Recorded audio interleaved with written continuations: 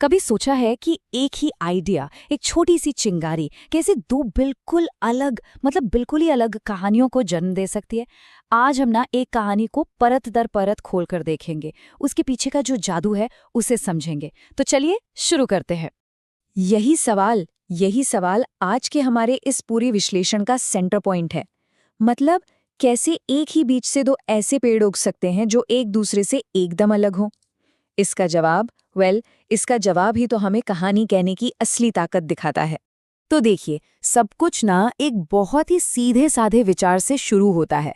5 मौलिक रक्षक, आग, पानी, हवा, जमीन और हाँ, वक्त। एकदम क्लासिक कॉन्सेप्ट है ना? ये हमारा शुरुआती पॉइंट है। समझ लीजिए एक खाली कैनवस, और बस यहीं से चीजें दिलचस्प होना शुरू हो जाती। और यहीं पर तो असली जादू होता है। बनाने वालों ने क्या किया कि इस एक ही कॉन्सेप्ट से दो बिल्कुल अलग रास्ते चुन लिए, और उन रास्तों से दो ऐसी दुनियाएं बनी जो एक दूसरे से ज्यादा अलग हो ही नहीं सकती थी।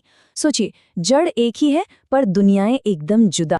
तो ये हैं वो दो दुनियाएं।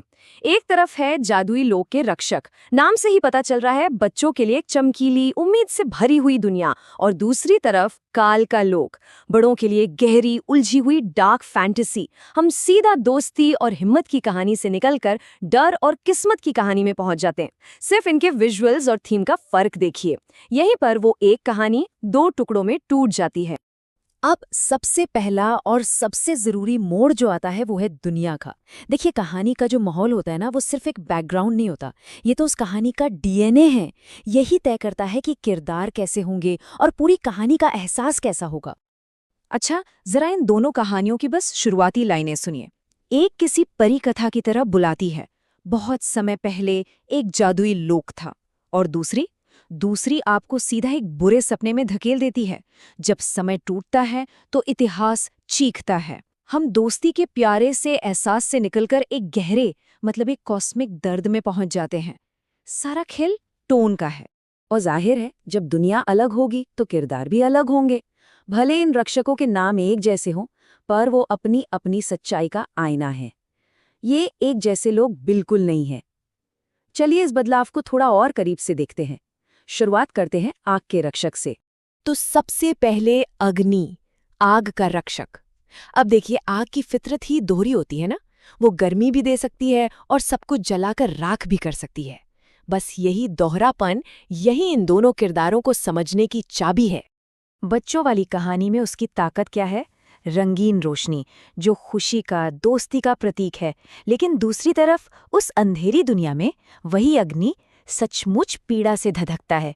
सोचिए, ताकत एक ही है पर उसके पीछे का जज्बा बिल्कुल उल्टा। एक तरफ खुशी, दूसरी तरफ तकलीफ। और उनके डायलॉग्स, अरे वो तो सब कुछ कह देते हैं। जरा सुनिए। एक तरफ है, वाह, आज फिर से उड़ने का दिन है। और हम इससे सीधा कहाँ पहुंचते हैं? हर पुनर्जन्म में कुछ मरना ही पड़ता है। ये फर्क जबरदस्त है। ये मासूमियत से निकलकर एक गहरे एग्जिस्टेंशियल बोझ तक का सफर है। अच्छा, अब वरुण की बारी, पानी का रक्षक। अब पानी भी तो वैसा ही है। एक शांत नदी भी हो सकता है और एक गहरा अंधेरा समंदर भी। वरुण का किरदार इसी दोहरेपन को बहुत अच्छे से दिखाता है। तो बच्चों की दुनिया में वरुण एक शांत गाइड है, एक नदी की तरह जो दोस्तों को सुरक्षित जगह ले जाता है। और अंधेरे वर्जन में वहां वो खून जैसे लाल समुद्र पर राज करता है, एक ऐसा सागर जो इतिहास और संघर्ष के बोझ तले दबा हुआ है। और एक बार फिर उसके शब्द देखिए। हम एक सुकून देने वाले डायलॉग, चिंता मत करो दोस्तों, समुद्र हमेशा मदद करता है, से सीधा एक परेशान कर देने वाली सच्चाई पर आते हैं। स्मृतियां कभी नहीं मरती। मतलब पानी अब मदद करने वाली ताकत नहीं रहा, बल्कि दर्द का एक खजाना बन गया है। और अब वो किरदार जो दोनों कहानियों के बिल्कुल दिल में है, काल, समय का रक्षक। अब यहाँ थोड़ा ध्यान देने की जरूरत है, क्योंकि यहीं पर इन दो दुनियाओं का फासला एक भूकंप की तरह महसूस होने वाला है। बच्चों वाली कहानी में काल एक गलत समझा गया दोस्त है। उसका गुस्सा वो अकेलेपन से आता है, एक बहुत ही सरल रिलेटेबल भावना। लेकिन डार्क फैंटेसी में काल पूरी तरह बदल जाता है। वो अब दोस्त नहीं है, बल्कि एक टूटी हुई दुनिया का परिणाम है। वक्त के टूटने से पैदा हुआ एक भयानक शैडो ड्रैगन। और उसकी मोटिवेशन, वो सब कुछ बदल देती है। हम एक सीधी साधी निजी वजह, मैं अकेला था, से एक ऐसे बयान पर पहुंचते हैं जो नैतिकता को ही चैलेंज करता है। मैं खलनायक नहीं हूं, मैं परिणाम हूं। मतलब वो कोई ईवल फोर्स नहीं है, वो एक बीमार दुनिया का लक्षण है। और ये चीज टकराव को एक मामूली गलतफहमी से उठाकर एक बहुत बड़ी ट्रेजेडी बना देती है। तो अगर हम एक कदम पीछे हटकर देखें ना, तो पैटर्न बिल्कुल साफ है। कहानी का हर एलिमेंट, हर तत्व पलट दिया गया है। दोस्ती किस्मत बन जाती है, हल्का फुल्कापन गंभीरता में बदल जाता है, सीधी साधी भावनाएं दार्शनिक दुविधाएं बन जाती हैं, जादुई दुनिया एक टूटी हुई दुनिया बन जाती है। ये सिर्फ दो कहानियां नहीं है, ये एक दूसरे की आईने में दिखने वाली परछाइयां हैं।